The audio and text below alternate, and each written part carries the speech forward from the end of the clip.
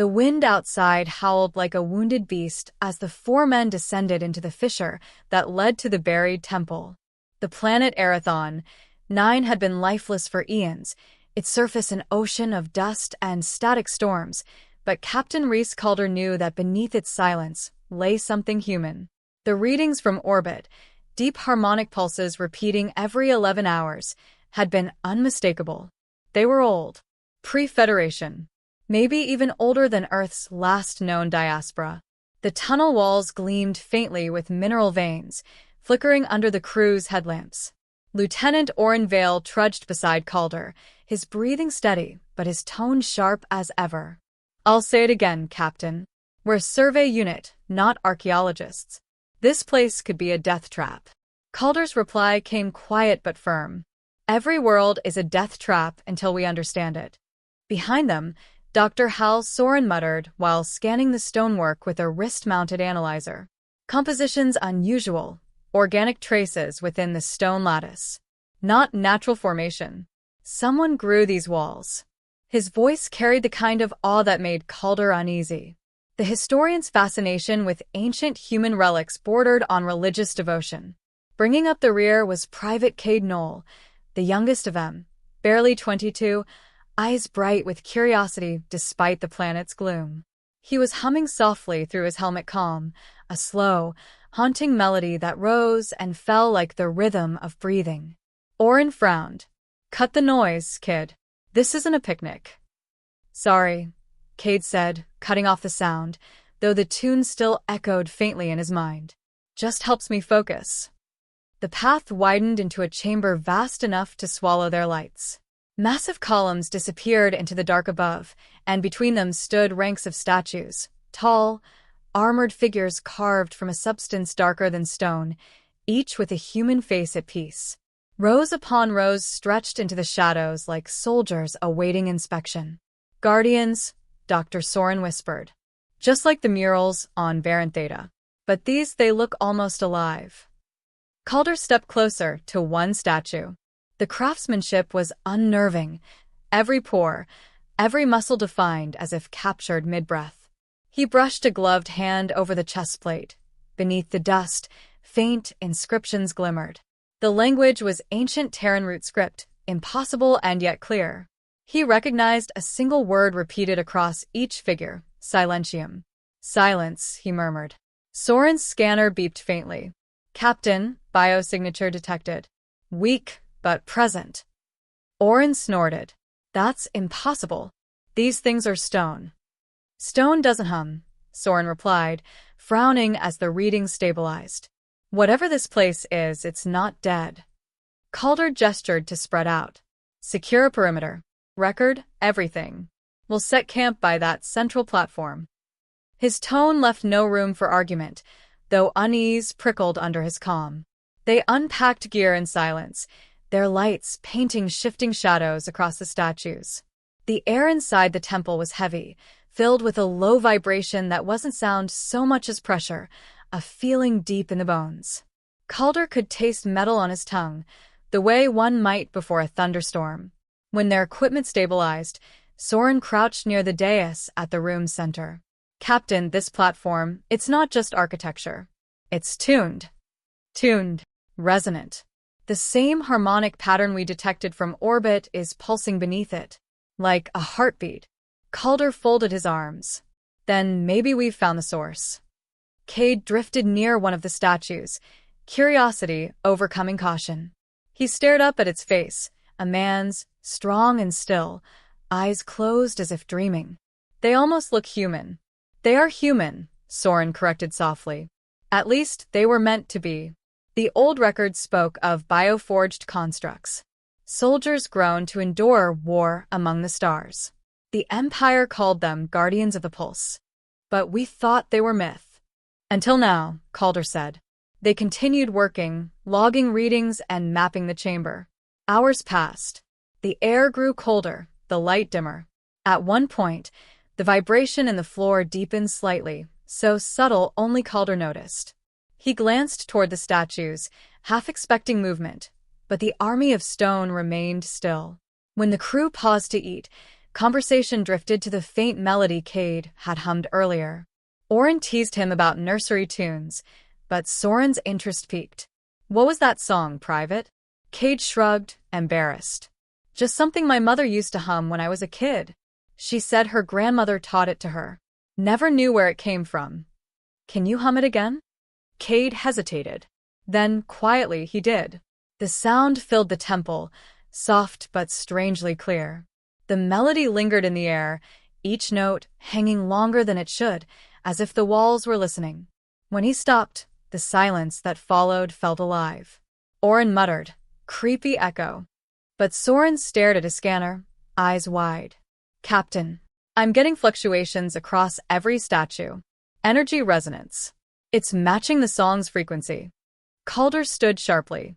"You sure?" "Positive." They waited, breath held. The lights flickered once, then steadied. The readings fell back to baseline.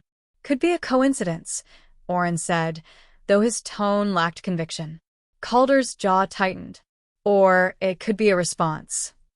He looked at Cade, whose face had gone pale. "That tune, don't make another sound unless I tell you." "Yes, sir." They shut down instruments for the night, rationed power, and prepared rest rotations. The temple was too still, too aware. Calder lay awake inside his thermal shell, eyes fixed on the silhouette of the nearest statue.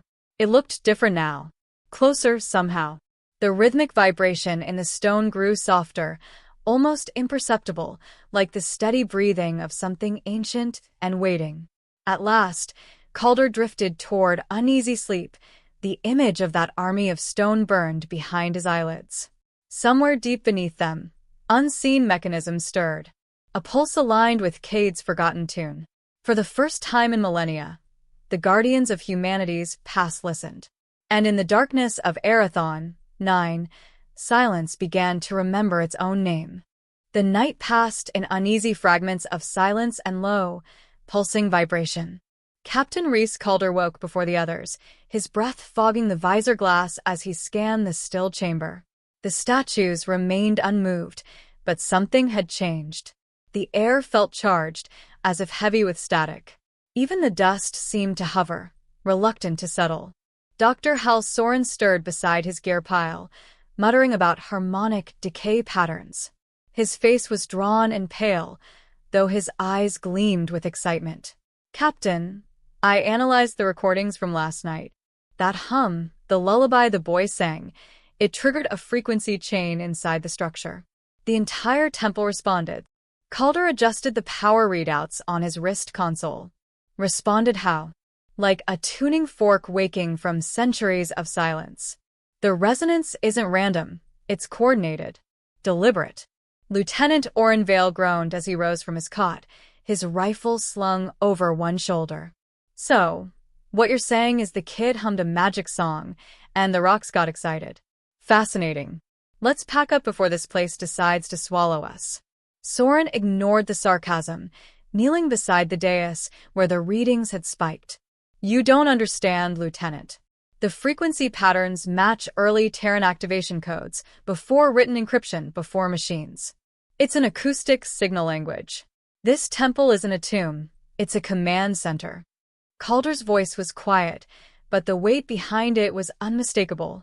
"You're saying that song might have been a command?" "Yes," Soren said, glancing toward Cade, who was still half asleep in his sleeping bag. "And he doesn't even know what he said." When Cade awoke, he found all three men staring at him.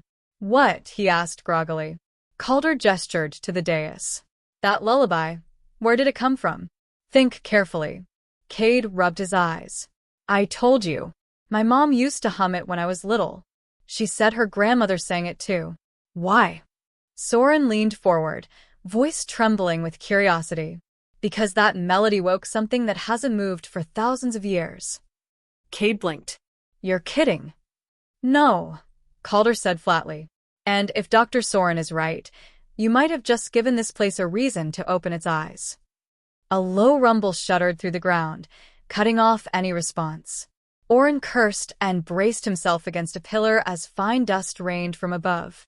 The statues trembled, not from instability, but as though something deep inside them had taken a breath. Soren's scanner beeped furiously. Energy levels rising. Fast. Calder shouted, "Power down everything." Lights comms now. The chamber plunged into darkness except for the dim red glow of emergency indicators. In the silence that followed, a sound began to form. Not the mechanical whine of machinery, not the shift of stone, but a tone low, harmonic, almost human. It reverberated through their chests, a sound that felt like the memory of a heartbeat. Cade backed away from the dais, terror tightening his throat. "Captain, they're humming." All around them, the statues' chests pulsed faintly with gold light. The same rhythm as Cade's song. The same melody, echoed in voices too deep to be made by human lungs. Orin lifted his rifle instinctively. "Permission to shoot?" "Denied," Calder snapped. "Hold your fire." The light grew brighter, washing across the temple in waves. Dust lifted, swirling as if caught in an unseen current. One by one, the statues turned their heads toward the crew, their eyes flickering open. Not mechanical lenses, eyes. Human in form, but ancient in expression. Cade stumbled backward, speechless. His voice was trembling when he whispered, "Captain, what are they?" Soren could barely speak. "They're us," he said. "Made by us. From the first expansion age. They were never statues, they were soldiers. Sentinels. Bioforged to defend humanity's outposts when the stars first belonged to man." The tallest figure stepped down from its pedestal, each movement smooth and deliberate. Its armor bore the scars of forgotten wars. When it spoke, the sound was both thunderous and clear, resonating not just through the air, but through their bones. Voice of origin detected. Awaiting command. The crew froze. Calder found his voice first. "Who are you?" The figure's eyes glowed brighter. "We are the guardians of the pulse. We serve the song of humanity. Identify the current warden." Soren exchanged a stunned glance with Calder. "They think someone's still in charge," he whispered. Calder straightened, forcing authority into his voice. "The warden's line is gone. Humanity changed." The guardian tilted its head, studying him as if weighing truth against memory. "If humanity endures, the song endures. The voice that woke us carries command authority." Its gaze turned to Cade. He sang the song. "He speaks for the blood of man." Cade's mouth opened, but no sound came. "Me? I don't even know what that means." Your voice reactivated the heart. "The command is issued," the guardian said.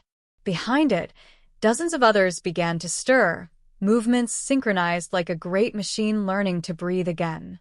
Orin muttered, "This is insane. Captain, we need to get out of here."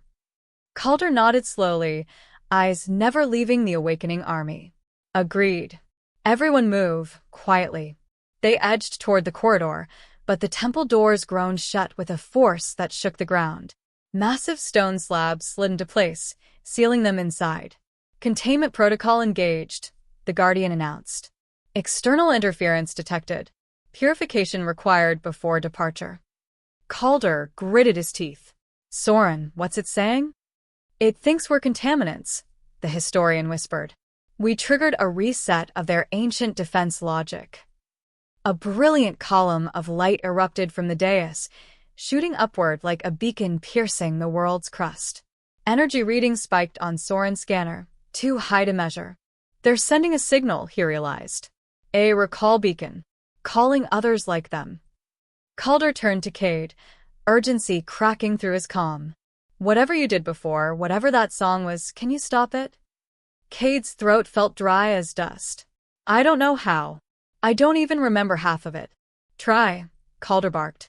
Cade hesitated, then closed his eyes and began to hum again, forcing the melody through trembling lips. The Guardians froze, heads tilting as though listening. For a moment, the light flickered, dimming slightly. But when the tune faltered, the glow flared brighter than before.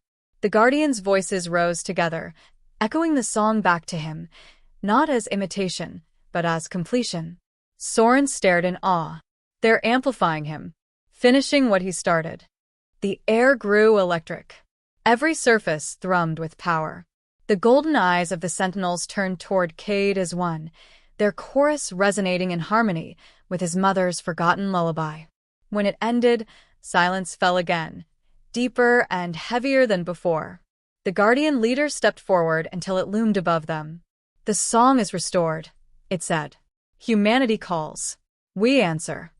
The last light faded into darkness, leaving only the faint pulse beneath their feet, steady, alive, and ancient beyond measure. Calder exhaled slowly, voice barely audible. "We just woke an army." Cade's whisper trembled in the dark. "Then what happens when they start to march?" The golden radiance pulsing through the temple walls grew steadier, illuminating the cavernous chamber in hues that made every breath feel sacred. The four men stood at the center of an awakening world, motionless, eyes wide as the statues that had once loomed silent began to move with purpose.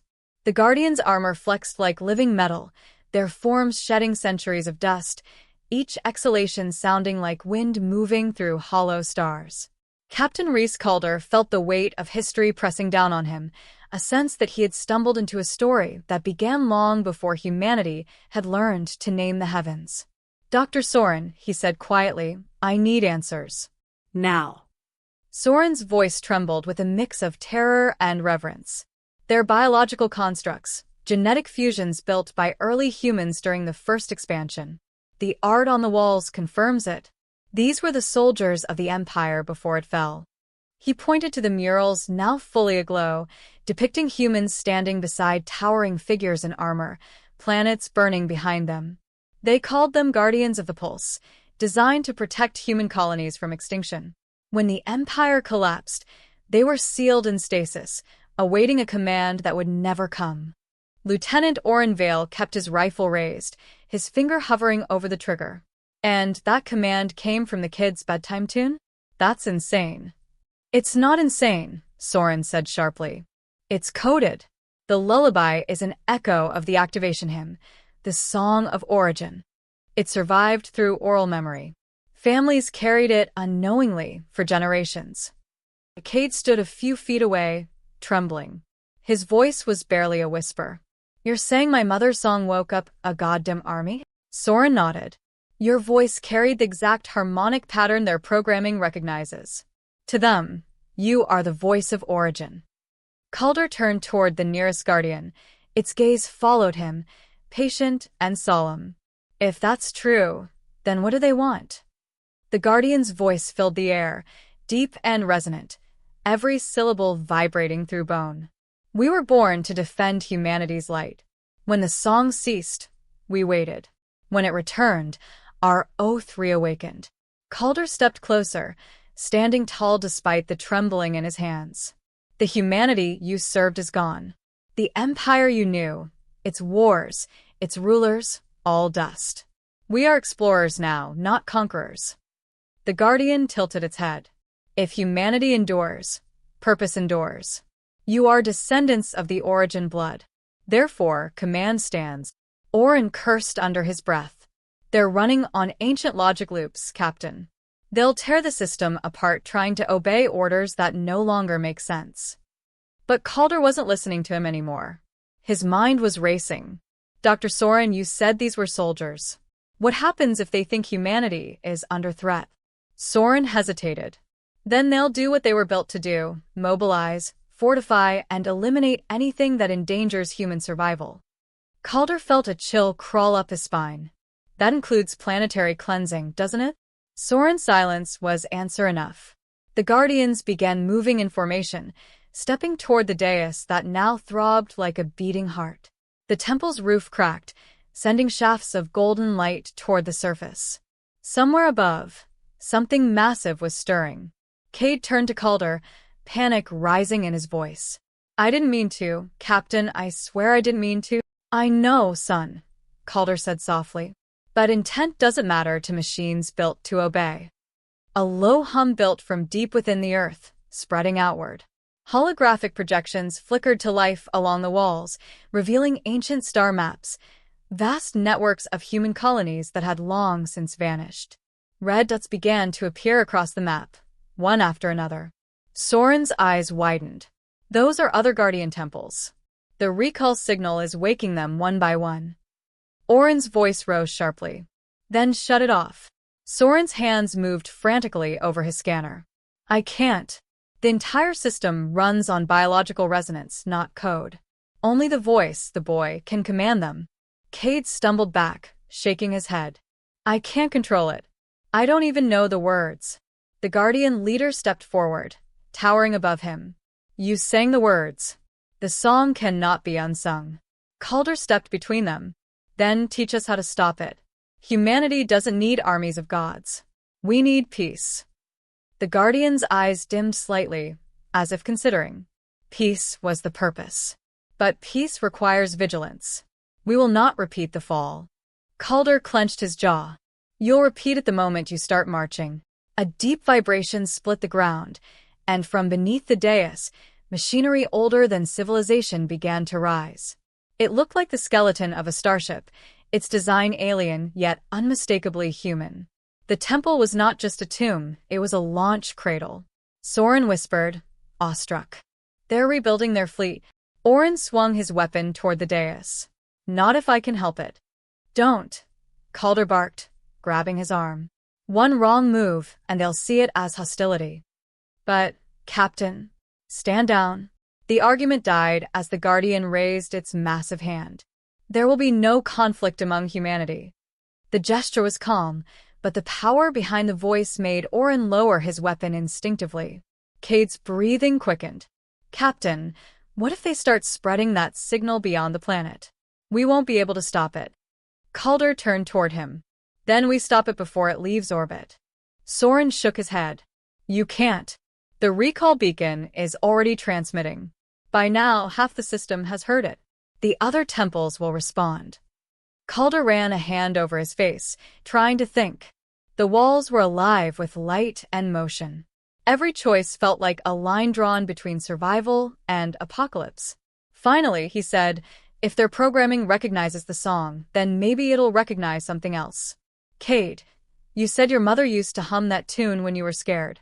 Did she ever change it, slow it down, soften it? Cade frowned, remembering. Yeah. Sometimes she'd hum it differently. Calmer. Like a lullaby for sleeping. Calder nodded. That might matter.